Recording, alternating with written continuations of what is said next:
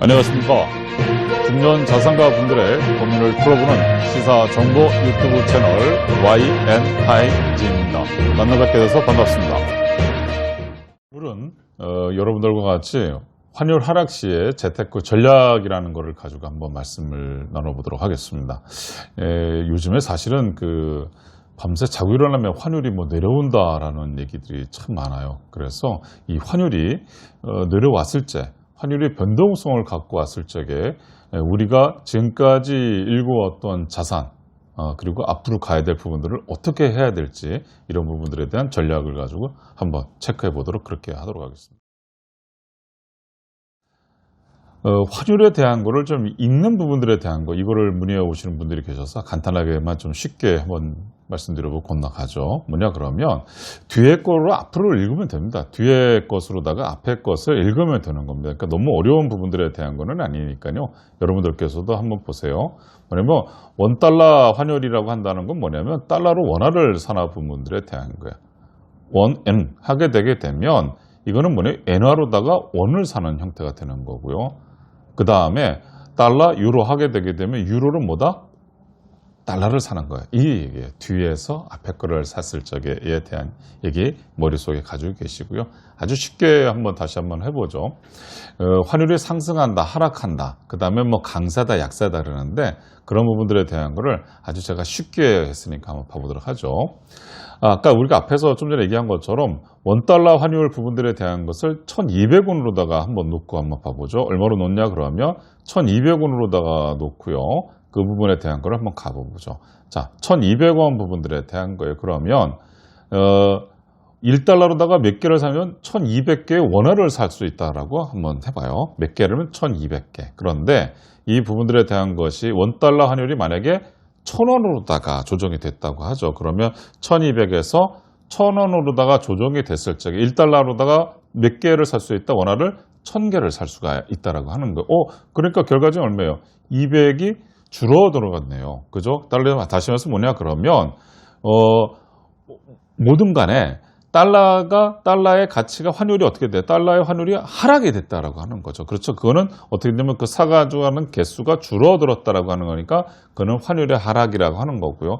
환율이 하락이라는 건 뭐냐면 원화가 강세다라고 하는 얘기가 되는 거죠. 이거를 가지고 다른 말로 하게 되게 되면 그에 대한 반대는 뭐예요? 환율이 상승했다. 그럼 마찬가지 이렇게 한다 그러면 1000원이었다가 만약에 1200원이 되게 되면 환율은 상승했다. 원화가 약세가 됐다라고 이렇게 얘기를 할 수가 있겠죠. 오케이. 여러분들 그 부분에 대한 거 좀 전에 말씀드린 것처럼 어떻게 된다? 환율에 대한 거는 뒤에 가치 부분들에 대한 것을 의미한다. 그래서 달러가 약세, 환율이 하락했다라고 하는 부분들에 대한 것은 아까 1200개에서 1000으로 내려갔을 때 상승한다. 그래서 1000원이 1200원 부분들에 대한 것에 환율이 상승했다. 이렇게 보시면 되는 겁니다. 오케이. 자, 지금 현재 보시게 되게 되면, 우리 지금 나라의 환율 부분들에 대한 거예요. 우리나라의 환율 부분들에 대한 것을 보게 되게 되면, 여러 가지 얘기가 나올 만도 해요. 왜 그러냐면, 3월 19일만 하더라도 원달러 환율이 얼마가 되면 1285원이 됐었어요. 그런데 불과 올 연말 오면서 얼마가 되냐면 현재 지금 1100원대까지 내려왔어요. 이게 이제 뭐냐 그러면 별거 아닌 것 같은데 사실은 굉장히 큰 문제예요. 너무나 급격히 단시간 내에 환율이 조정이 되고 그렇게 된다고 했을 때는 수출하던 사람들 입장에서 수출 기업하는 입장에서는 어떻게 되겠어요? 1200원으로다가 1300원으로다가 환율이 될 거다라고 해서 사업 계획을 쭉 잡아갔는데 팔아서 들어오는 돈들에 대한 것이 줄어들고 있다라고 한다 그러면 그 사람들도 입장에서는 어떻게 돼요? 수출하는 사람 입장에서는 이게 급격한 환율의 변동은 결국 좋은 것이 아닐 수가 있는 거죠. 오케이? 무슨 말인지 아시겠죠? 그렇듯이 이런 부분들에 대한 것에 대해서는 당국도 어떻게 되겠어요? 지켜봐야죠. 그런데 우리나라는 특히 무슨 게 비중이 커요. 우리나라는 수출 비중이 큰 나라다 보니까 이런 부분들에 대한 거는 예의주시할 수밖에 없는 상황이 되는 거예요. 오케이? 이게 환율에 대한 부분들에 대한 걸 보시면 됩니다. 자, 지금에 있어서 왜 이렇게 단기간 내에 우리나라의 환율이 이렇게 내려갔는지 그 이유를 아주 그냥 간단하게만 체크해 보면 돼요. 너무 어렵게 볼 필요도 없어요. 아주 쉽게만 보게 되게 되면 이런 거예요. 코로나 백신 부분들에 대한 것이 나오지 않겠니? 라고 하는 기대감이라든지 요즘에 뭐 그 해외에 대한 그 제약사들이 뭐 내놓고 막 94%, 95% 막 있지 않습니까? 그러니까 사람들이 말 그대로다가 야, 이건 뭐가 좀 되는 것 같아. 그 안정화되는 것 같아. 그러니까 그 부분들에 대한 거를 가지고 이제 야, 투자를 좀 해도 되지 않을까? 그런데 전 세계에서 이번에 코로나를 겪으면서 보니까 어떻게 되겠어요? 외국인들이 왔을 때 투자할 만한 전 세계 나라들 중에서 여러분들 우리가 놀라웠던 거 있었잖아요. 옛날에 우리나라 한국이라고 한다 그러면 변방의 나라인 줄 알았는데 이번에 코로나 겪어보니까 어떻겠어? 대단한 나라인 거를 우리 스스로도 깜짝 놀랄 정도로 세계에서 인정해주고 있잖아요. 다시 말해서 뭐냐 그러면 코로나 백신이 나오고 코로나 백신 이후에 또 코로나 백신을 만들어서 생산하고 그 부분들의 5억 도스 이걸 생산할 수 있는 나라 10억 도스를 만들어낼 수 있는데 그건 우리나라밖에 현재 없다라고 하잖아요. 그러니까 결과적인 거 우리나라의 주식 부분들에 대한 걸 외국인들이 투자가 들어오는 돈들이 사실 어마어마하게 되는 거죠. 그래서 우리나라의 주식에 대한 거를 사기 위해서 들어오다 보니까 달러들이 많이 들어왔던 것도 있었고요. 또 하나 두 번째는 뭐냐 그러면 수출 등에 대한 실물 경제가 실제로다가 수출에서는 또 개선이 됐어요. 전년 동기 대비해가지고선 어떻게 되겠어요? 20.1% 수출이 늘어났다라고 하는 부분들에 대한 것은 결과적으로 수출이 늘어났으니까 외국에서 어떻게 했어요? 달러를 많이 갖고 들어왔다는 거잖아요. 그렇죠? 우리가 참 재미난 거 제가 뭐 많은 분들한테 강의할 때도 그런 얘기 하지만 예전에 없었던 수출 품목 중에서 2020년 들어가지고 몇천억씩 하는 게 있어요. 뭐 이렇게 특정 회사를 말씀드리긴 그렇지만 이 코로나 검사할 때 진단 키트 같은 거 한번 봐보세요. 불과 작년, 재작년에 그런 부분에 대한 것을 수출한 적이 있었냐 이거죠. 오케이? 무슨 말인지 아시겠죠? 그러니까 이런 부분들에 대한 실물 경제 부분들에 대한 것이 개선이 됐다. 또 하나, 세 번째 제가 말씀드릴 수 있는 건 뭐냐 그러면 이거를 좀 말씀드리고 싶어요. 어떤 거냐 그러면 외환 보유고가 늘어났어요. 외환 보유고가 여기에 보게 되게 되면 이게 억 단위 저인데 3,400억 달러예요.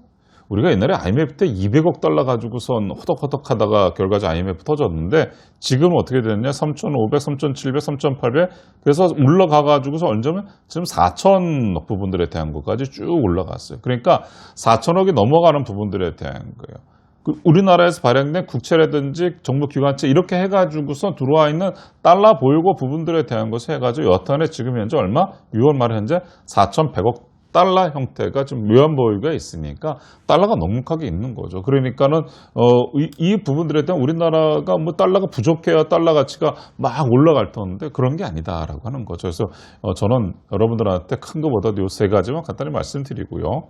자, 그렇다 그러면 앞으로 원달러 환율 부분들에 대한 것이 저한테 많이 물어보시는 것 중에 뭐냐면 올라갈까요? 내려갈까요? 라고서 물어보는 분들이 상당히 많이 있어요. 왜 그러냐면 지금도 달러 가치가 계속해서 하락하고 있으니까 이거 그러면 어떻게 할까요? 왜냐면 어느 분이 그래요. 달러 집에 갖고 있었는데 이게 계속해서 달러 가치가 떨어지니까 이거 내다 팔아야 돼 말아야 돼 뭐 이런 부분들에 대한 것들도 있어요. 자, 봐보세요. 원달러 한약 부분들에 대한 결론을 말씀드리게 되면 더 하락할 수 있다고 말씀드릴 수 있어요. 더 하락할 수 있을 것 같다. 제가 보는 견지는 그래요. 제가 보는 견지 부분들에 대한 거 그런다. 미국 바이든 대통령 당선인 부분들에 대한 거 하게 되면 당연히 경기 부양하지 않겠습니까? 경기 부양하게 되게 되면 달러도 풀 거 아니겠어요. 그렇죠? 지금에 와서 이런 부분들에 대한 거는 저는 될 것 같아요. 그 다음에 이것이 단기간 내에 달러를 많이 풀었어요. 그럼 달러 부분들을 회수하려고 할 때에 대한 것은 뭐냐면 달러를 풀고 나서부터 회수할 때까지의 기간이 최소한 한 3년, 4년 정도 걸렸거든요. 우리가 이걸 언제 보게 되면 2008년도 금융위기 터졌을 적에 그것이 회수될 때까지의 회수를 시작했을 때부터 금리를 올렸을 때 보게 되면 8년, 9년, 10년, 11년, 12년 요때부터 금리를 살짝 했었던 거거든요. 그러니까 지금 마찬가지예요. 그렇다 그러면 현재 달러가 풀렸던 부분들에 대한 거 저금리 부분들에 대한 걸 이상으로 좀 풀렸잖아요. 그런 거를 가지고 다시 활수한다면 2025년도에나 가서 할 거니까 그때까지의 달러 환율 부분들에 대한 것은 뭐 엄청난 저거는 아니겠지만 계속해서 지속해서 하락할 가능성이 있다라고 저는 봅니다. 또 하나 아까 말씀드린 것처럼 코로나 부분들에 대한 백신 부분들에 대한 개발 이게 되게 되면 투자의 부분을 나서게 되고 또 경기 부양에 대한 여러 가지가 되게 되면 이 하락의 가능성은 더 크다. 자, 그렇다 그러면 결론으로 정리해서 들어가 보죠. 뭐냐 그러면 이때 우리는 어떻게 할 것인가? 이때 우리는 어떻게 할 것인가? 이제 이 부분들에 대한 거죠. 첫 번째, 저는 여러분한테 말씀드리고 싶은 게 뭐냐면 달러를 보유하자.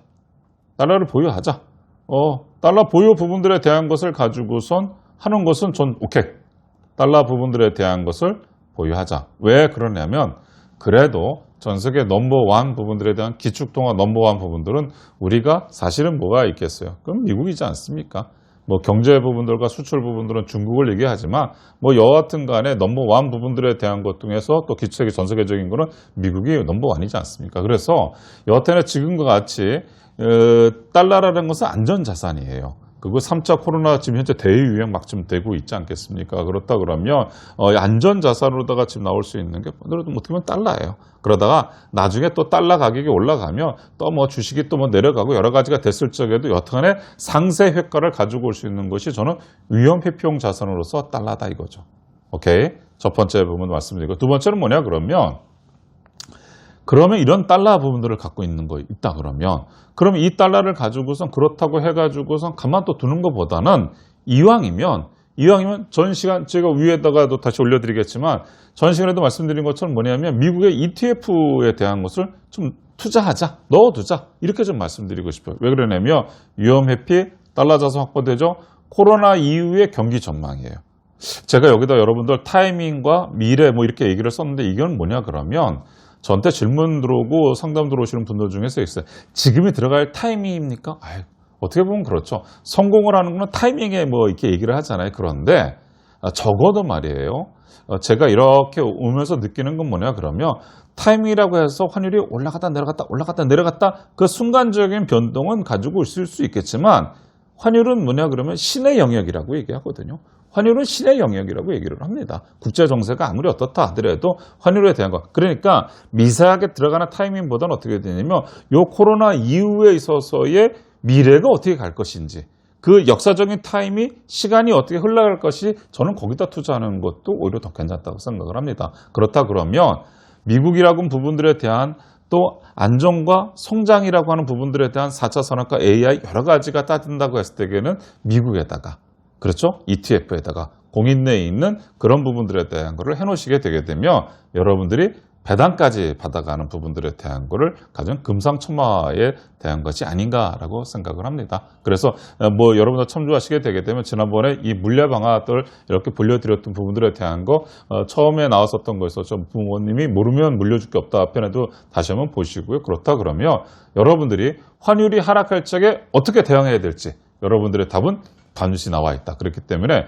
여러분들께서 이 환율에 대해서 일희일비하지 마시고 조금 더 롱텀 부분들에 대한 거를 가져가신다 그러면 충분하게 그런 부분들에 대한 거를 가져갈 수 있다. 오늘도 괜찮았습니까? 구독, 좋아요, 그 다음에 공유까지 부탁드리고요. 다음에도 더 좋은 컨텐츠로 여러분들을 찾아뵙도록 하겠습니다. 다음에 뵙겠습니다. 고맙습니다.